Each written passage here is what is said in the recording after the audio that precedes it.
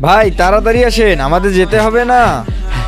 ভাই, ও ভাই, একটু গাড়িটা দিতেন, আমার বাবা খুব অসুস্থ, বাজার থেকে একটু ওষুধ নিয়ে আসতাম। ভাই আপনার বাবা যেহেতু অসুস্থ, এই নেন চাবি, নিয়ে গিয়ে ওষুধ নিয়ে আসেন। আচ্ছা ঠিক আছে ভাই।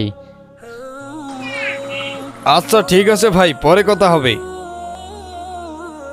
আমাদের তো চলে যাওয়ার সময় হয়েছে, গাড়ি কোথায়? ভাই আরিফের বাবা অসুস্থ, তাই আপনার গাড়িটা নিয়ে সে ঔষধ কিনতে গেছে, ও আসলে তারপরে যাই। তোর এত বড় সাহস, তুই আমার গাড়ি আমাকে না বলে দিছিস? আজকে তোর একদিন ভাই, কি। গাড়িটা দিয়ে আমার খুব উপকার করেছেন, আমার বাবাকে তাড়াতাড়ি ওষুধ খাওয়াতে পারবো।